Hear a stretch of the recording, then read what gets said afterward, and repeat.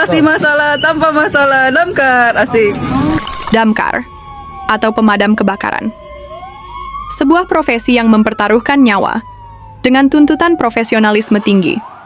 Namun dengan penghasilan rendah, tidak sebanding dengan risiko yang dihadapi. Masyarakat menyebut mereka superhero, Superman yang serba bisa. Kepercayaan tinggi terhadap mereka sebagai first responder multifungsi, totalitas dan loyalitas tanpa batas, dengan gaji dan tunjangan terbatas. Kalian mungkin bertanya-tanya, jika tidak ada kebakaran, petugas damkar kira-kira ngapain aja? Oke, jangan skip videonya, tonton sampai tuntas. Banyak kisah haru, lucu, bahkan ada pula yang cukup bikin gregetan. Sesuai tema video kali ini adalah damkar multifungsi, di luar job desk utama mereka, yakni menanggulangi kebakaran. Baru-baru ini, terjadi insiden di Balikpapan Utara, Kalimantan Timur, ketika mobil damkar dengan sangat terpaksa menabrak dan mendorong mobil merah yang menghalangi jalan. Konyolnya, setelah diinterogasi apa motif menghalangi damkar, ternyata sedang membalas pesan singkat WhatsApp dari temanya. Kata emak-emak sang pengemudi mobil tersebut. Miris bukan? Di satu sisi damkar dikejar waktu untuk segera memadamkan api demi nyawa orang banyak. Di lain pihak, malah menghambat upaya penyelamatan mereka. Ambil kiri, Bapak! Bapak, ambil kiri! Woi, tolong! Tolong! Sedangkan Bapak Presiden kita saja ketika ada damkar lewat, beliau menepi bersama iring-iringan rombongan. Yang seharusnya hal ini menjadi contoh untuk kita semua, supaya mengalah dan menepi jikalau ada suara sirine dari damkar maupun mobil ambulan. Bahkan Pas Pampres pun memberi isyarat supaya mobil damkar mendahului dan terus melaju kencang. Kita simak alasan mobil damkar harus ngebut dari seorang petugas pemadam kebakaran langsung. Kadang orang kagak ngerti, kita tuh mobil damkar nggak bisa ngerem mendadak. Belakang air gede nih. Ini air 1000 liter, 2000 liter, berhenti mendadak, menjungkal kita bang.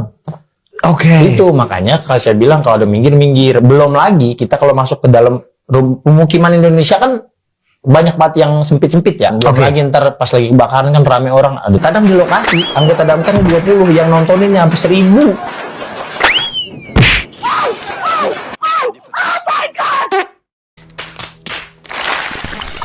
Iki kudune damkar iki. Iki kudune damkar nek ora damkar ya ora iso no.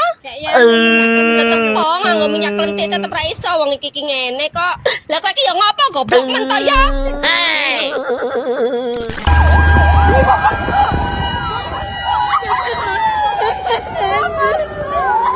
Viral.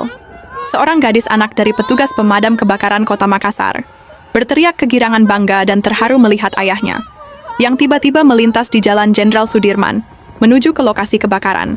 Jadi tunggu apa lagi? Segera hubungi damkar untuk mengatasi setiap masalah kalian, dari memadamkan kebakaran hingga memadamkan hati yang gelisah. Mereka ahlinya. Jangankan kita sebagai manusia, hewan aja dibantu dengan ikhlas oleh mereka.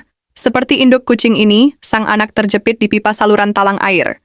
Dikarenakan tidak memperoleh asupan udara yang cukup, petugas damkar memberikan nafas buatan untuk anak kucing tersebut.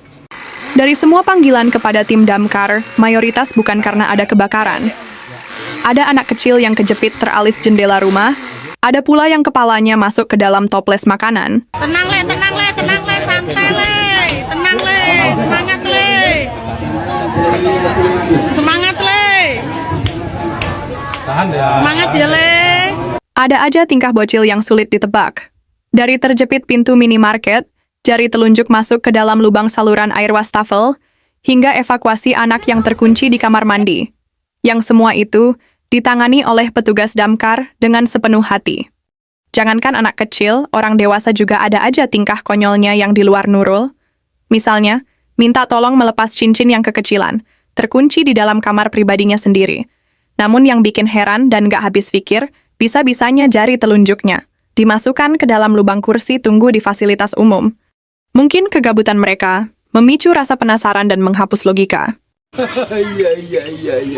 Bahkan terdapat kisah lucu yang bikin ngakak, kaki emak-emak masuk ke dalam lubang drainase, saluran pembuangan air, mencari tikus di kolong dapur, hingga evakuasi ular yang ada di plafon rumahnya.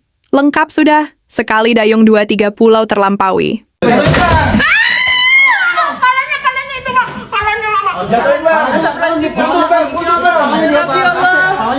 Itulah keseruan dari tim damkar.